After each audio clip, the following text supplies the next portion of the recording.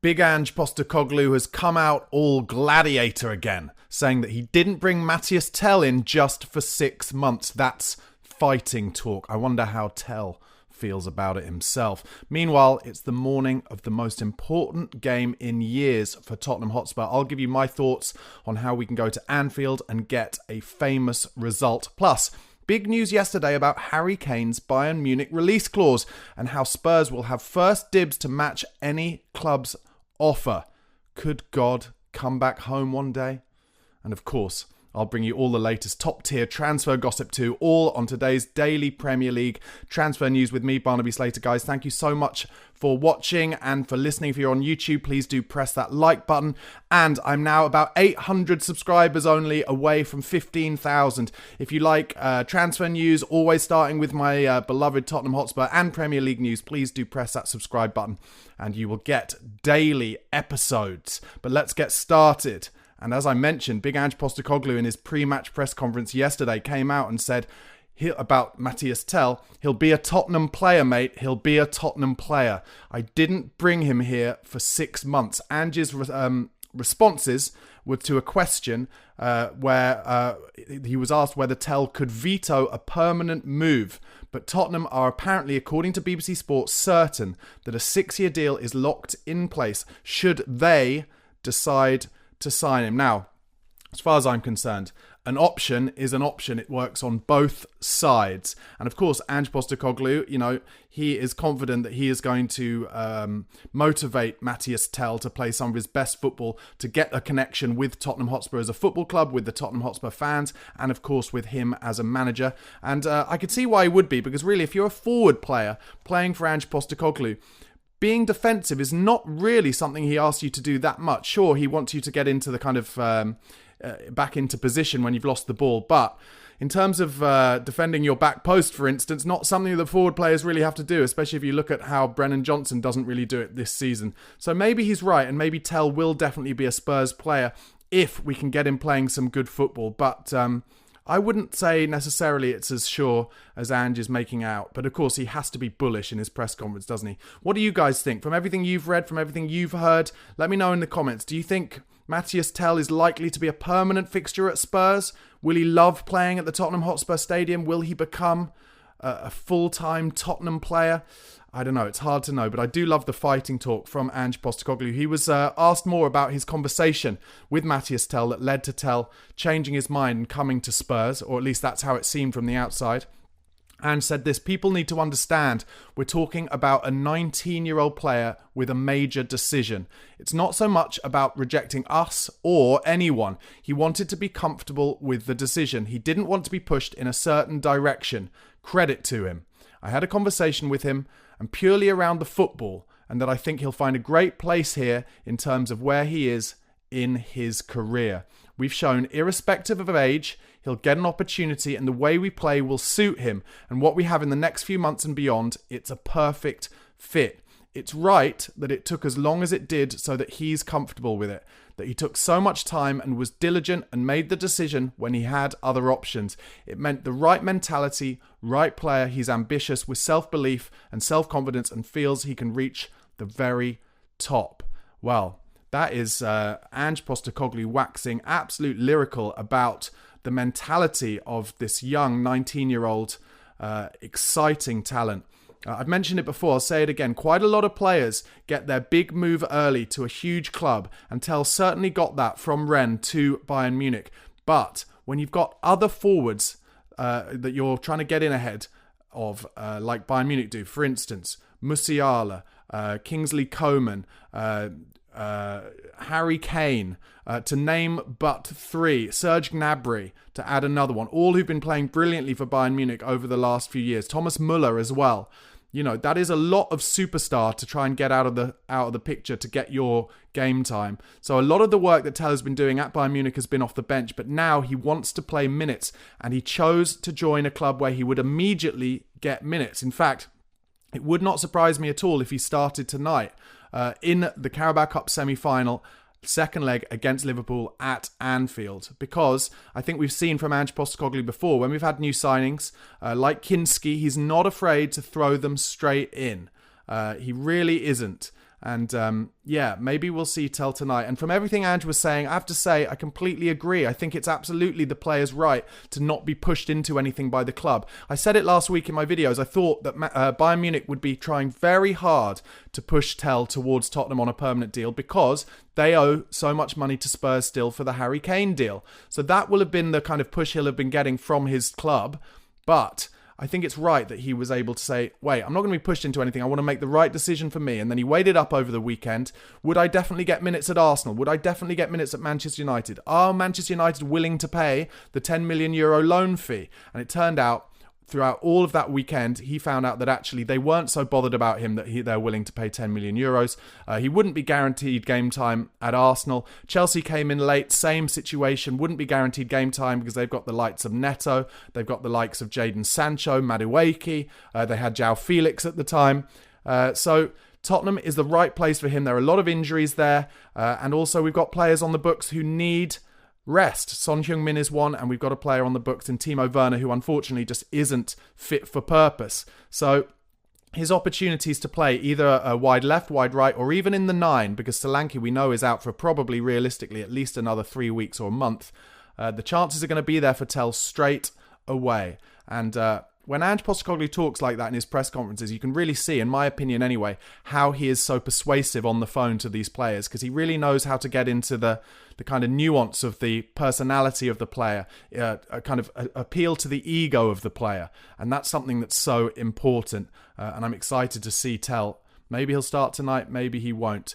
But it'll be very interesting. Ange was also asked in yesterday's press conference on what he says to convince possible signings to join. That's kind of what I was just alluding to. He said, I think there's something to be said for honesty and integrity. When I speak to players, I'm not trying to sell anything that there isn't plenty of evidence for. I think for most players, that's where they get comfort more than anything else.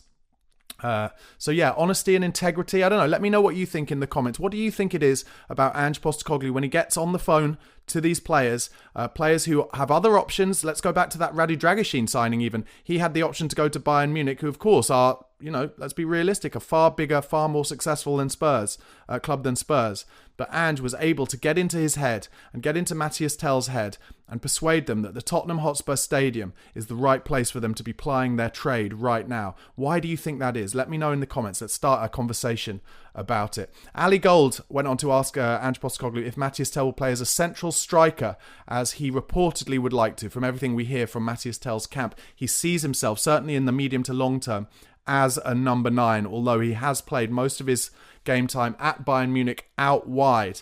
Ange said this when asked about it. He said, oh mate, Archie Gray wanted to be a central midfielder, so who knows where Matthias will end up. Look, he's got the attributes to play, I think, as a 9 for sure, but he's played wide really successfully as well. That's the beauty of him coming into us. At the moment, we're going to need him probably in all of those areas, because it's fair to say, as much as we've got issues at the back, we've probably got bigger issues in the front third at the moment. We're missing 3 wingers and our striker. I get that people are still dismissing the fact that the game against Liverpool, we're still going to have 9, maybe 10 first-team players out of our starting lineup. So having Matthias, who can play both wide and central, we can play him either side. Rishi's doing great for us at the moment, but again, he's coming off of not playing for a while, and we've got to be really careful with him. Sonny's playing all the time. We've got Mikey, and he's just 17 years old. We've got Deki Kulusevski who can play in there. So until we get some numbers back, I think Matthias can fill all 3 roles. And that's exactly what I was talking about. Versatility, as ever, with an Ange Postecoglou squad and an Ange Postecoglou team. Absolutely vital, and Mathis Tel certainly has that. He has the ambition, he has the mentality, he has the drive, and as I've said before, I'll say it again, almost most importantly, he has some pace, which allows us to just change things up a little bit. We're a little bit one-paced in that forward third. In fact, I'd argue a little bit one-paced all over the pitch. Certainly when Odeber's not around, when Mickey van der Ven isn't around. And the good news is that Kevin Danso, the new centre-back sign, looks really quick as well. And Mathis Tel has a bit of pace about him. And Odeber, I think, is only about 1 or 2 weeks away from fitness. Although, as with all of these players coming back, and as Ange said about when talking about Mickey van der Ven and Christian Romero, they're just choosing to be super, super pragmatic with them at the moment and letting them get back up to kind of proper full match fitness, or as much as they can do before hitting them with a Premier League game or a game in the Carabao Cup against Premier League opposition. Ange was asked whether the Spurs signings were reactions to injuries. He said this: "I don't think we'd be signing 21-year-olds and 19-year-olds reactively. I see Tony, Matthias and Kevin as very much part of our short, medium and long-term strategy. They're all really good fits."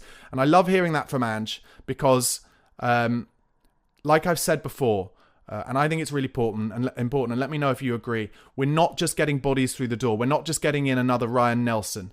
We are getting bodies in only if they're players that Ange sees as a fit for the style of play, for the system, for what he needs in terms of on the pitch and off the pitch, in terms of how they're going to add to the group. And that is absolutely vital. And I love to hear him saying that. Really, really good. Ange was also asked specifically on when he knows a conversation with a potential signing isn't going to lead to a deal. And he has alluded to the fact that there were some conversations in January during the transfer window that did not go as planned. And said this: "You know straight away there is a disconnect and you see that it's not going to work. What I'm saying and the questions they're asking, we're on a different page." And that's not a criticism. People just look for different things. So there we go. You know, a lot of people having a go at Johan Lange, at Scott Munn, at Daniel Levy, at Ange Postecoglou in January for not being able to bring players in early. Well, I mentioned yesterday that I think a lot of that will have been down to the new format of the Europa League and the Champions League and those games going on into January when the window opens. But also, clearly, discussions were being had. Players were touted out. Being touted for potential moves to Tottenham Hotspur. Ange did speak to some players, but unless they're going to fit what he wants, unless they seem excited to come to the club, he's not going to bring them in. And that is a far cry from some of the players we brought in the past, not to mention managers who it's felt like really they're doing us a favour and they don't really want to be here. I am absolutely with Ange on this. We need players who are going to buy into the project. We need everyone to buy into the project, even when things are bad, even when we're like 14th in the league like we are now. We need these players who are able to see the light at the end of the tunnel and that it's going to be a team thing and we're all going to work together as a club, as a fan base, as a squad, as a team to get our way up the league and to maybe do something special in these cup competitions. Ali Gold also asked Ange in his press conference if he's decided on his Europa League squad changes yet.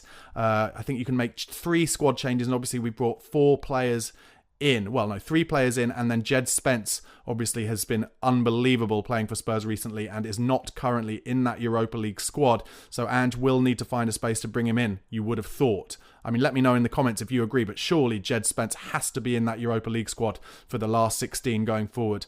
When Ali Gold asked that question about the squad changes, Ange was pretty funny at the start. He said, "I'm waiting for your article first, mate. Once you've analysed it, assessed it, then I'll have a deep dive and try to come out with an outcome that satisfies everyone." He went on to say, "What we do know is we can make 3 changes. Obviously, Radu Dragoshin is going to be a logical one there because he's out for the season. And then the rest, if we have a bit of time. A lot of it will depend between now and then on who we can kind of get back. And hopefully we keep everyone healthy." And that's the important part for me, because we're all talking, aren't we, about getting these players back. But people just keep getting re-injured. And that is where the decision for the Europa League squad is going to be huge, because let's talk about it in terms of Christian Romero and Mickey van der Ven. And actually, they were talking about this on this week's The Extra Inch with Windy and Bardi and Nathan. And if you don't listen to the Extra Inch podcast, make sure you do. It's one of the best Tottenham podcasts around. But they were talking about how with Mickey van der Ven and Romero's just inability to stay fit, and I'm afraid to say especially van der Ven's, it's going to be a big decision, I think, whether to add Mickey van der Ven into the European squad or keep him in the European squad going forward. Because if he isn't likely to play much this season, and look, this is just a worst case scenario, because I will say that yesterday Postecoglou did say Mickey van der Ven has not re-injured himself, despite some of the reports earlier this week that I spoke about on a video. But there does seem to be something fishy going on as far as I'm concerned. It'll be interesting to see whether Van der Ven is training from here on in, because Postecoglou said that Van der Ven has just said he didn't feel right and that the club are just trying to get him up to full speed before getting him into a Premier League level game. But I don't know, he did those 45 minutes and he came out saying I felt great, and then the next day he didn't. So we're going to have to make difficult decisions, I think, when it comes to that Europa League squad going forward. My best case scenario is, of course, that Romero and Van der Ven are fit and they can be in the squad. And then it's you bring in Danso, you bring in Tel, and you bring in Spence. And I'm afraid, and that's in the instance that Vicario is fit. In that instance, I think you don't put Kinski in the squad because we have Vicario fit and then we have Brandon Austin. Although the boys on the Extra Inch were saying that there is some guideline in the Europa League rules that says that if you are lacking a senior goalkeeper, you can bring one in at the last minute. And that might mean that Kinski could potentially be brought in at the last minute for a game if Vicario then got re-injured further down the line. But that's literally just what they were talking about. I haven't read that. If any of you know the Europa guidelines, have a read of them and let me know in the comments whether that is true or not. Now, going into tonight's huge Carabao Cup Semi Final second leg, we have a 1-0 lead going to Anfield, obviously.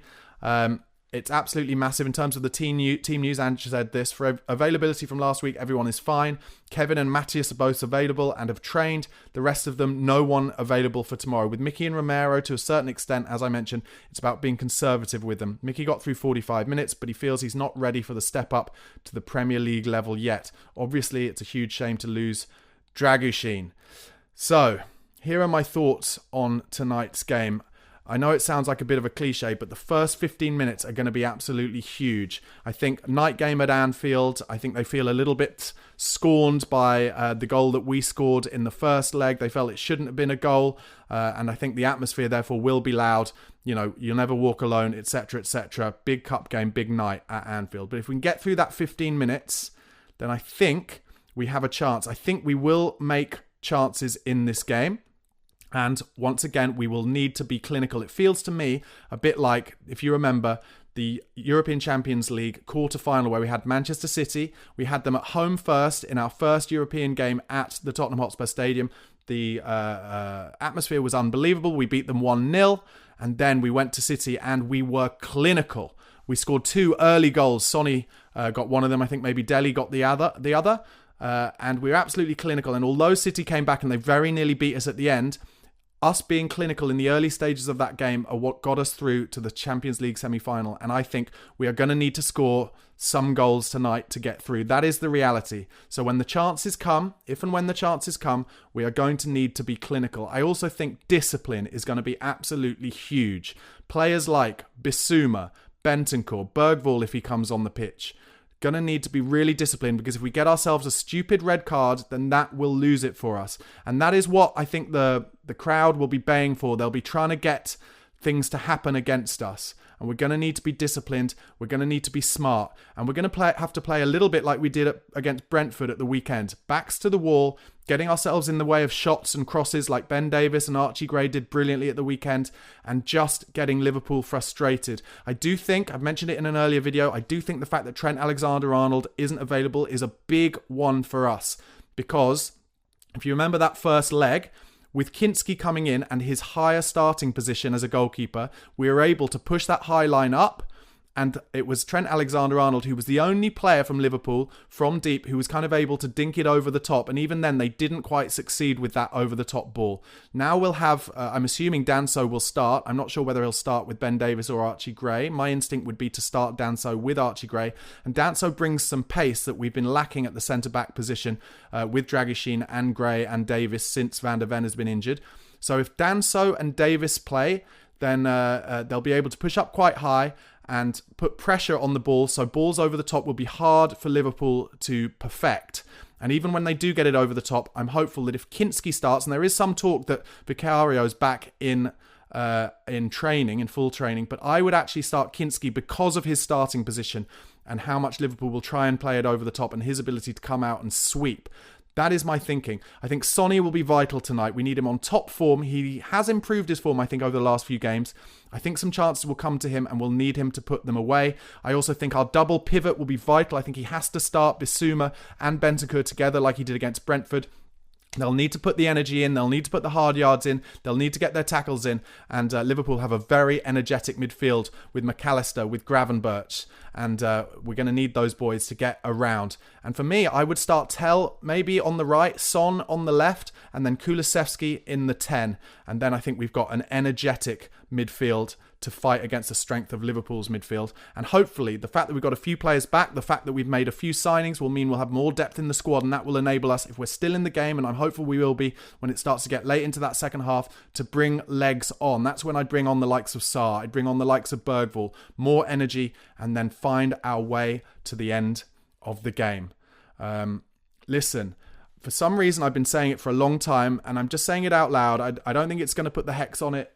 Let's just see, but I've said it before. I really think that it's written in the stars that the Carabao Cup final is going to be the no trophy derby. Tottenham Hotspur versus Newcastle in a battle of the two biggest clubs who haven't won trophies for years. And I've been saying it for a while. Newcastle, in that instance, the pressure will be on them way more than Spurs because they haven't won one for 60 years. They're owned by a state. It's sports washing, and listen, it'll be a bit of a laughing stock, and there'll be so many pundits and journalists writing about it being the no trophy derby, and it will be difficult. But I think Tottenham, if they can get to that final, I think they might win it, because I think the pressure will be on Newcastle more. And I think under Ange, we've seen this season, we should have beaten them at St James's, and even though we had an absolutely threadbare squad at home and lost to them, we still should have got a result in that game as well. Let me know what you think in the comments. Maybe I'm being overly confident, but that's just how I feel about it. Listen, as I mentioned in the opening, some reports yesterday out in Bild about Harry Kane's release clause in his Bayern Munich contract. The release clause for the 31-year-old will decrease from £67 million to £54 million over the next year. And should any club trigger that release clause at Bayern Munich, then Tottenham will have to decide whether to match the bid and then hope that he prefers a move back to Spurs over any other club. Like I said at the top, I would love Harry Kane to come back to Spurs. Let me know what you think. Is that something that you can see happening? Would Tottenham match that £54 million release clause at some point in the next year or two? And could he do a job for Ange Postecoglou? Obviously, I saw him in his last game for Tottenham Hotspur in the Shakhtar Donetsk friendly under Ange Postecoglou, where he scored 4 goals. And we just made him chance after chance. I think I'd love to see him back at the team, but let's see, back at the club, but let's see what happens. Okay, guys, before I go into some other Premier League transfer talk, the transfer rumours never die, do they? Please do give this video a like if you haven't already. As I mentioned, so close now to 15,000 subscribers. If you like my stuff, if you like Premier League transfer news, if you like Premier League news, always starting, of course, with my team, Tottenham Hotspur, then do press subscribe. And we've got such a good community. Get me up to 15,000 subscribers and get in the chat, guys. Some really great conversations happening every day. Also, you can listen to these daily podcasts on the audio platforms. Go to Spotify or Apple Podcasts. Give me a subscribe or follow there. And listen to me when you're walking the dog or driving or whenever you're out of the house. Okay, Manchester City apparently poised to rival Real Madrid for AC Milan's French left-back Theo Hernandez if, in the summer, they miss out on their long-term target, 24-year-old Juventus and Italy defender Andrea Cambiasso. Newcastle United defender Kieran Trippier, ex-Spurs player Kieran Trippier, who played last night in their excellent victory against Arsenal. That was really good to see, wasn't it? He's a target for Galatasaray, and the Turkish transfer window does not close until the 11th of February. And then some news from South London about players that they are trying to get. Hilariously, the South Londoners did not sign anyone, did they, during the transfer window? But now they're going big guns on the transfer rumours. They're looking at Lautaro Martinez, the ex-Spurs target, and looking to bid £100 million for him from Inter in the summer. Benjamin Sesko, apparently, from Leipzig, is likely to be another striker signing, or maybe their main striker signing. And then, hilariously, they held talks with Alvaro Morata this transfer window before he joined Galatasaray. Good to see Arsenal, the South Londoners, being a bit of a laughing stock transfer-wise, and their fans are absolutely livid after last night's horrific performance and result against Newcastle. So let's hope Tottenham can do it the other way, can turn over Liverpool at Anfield, get into that final, and make it tough for the Geordies at Wembley. Let's hope it all goes well tonight. Come on, you Spurs.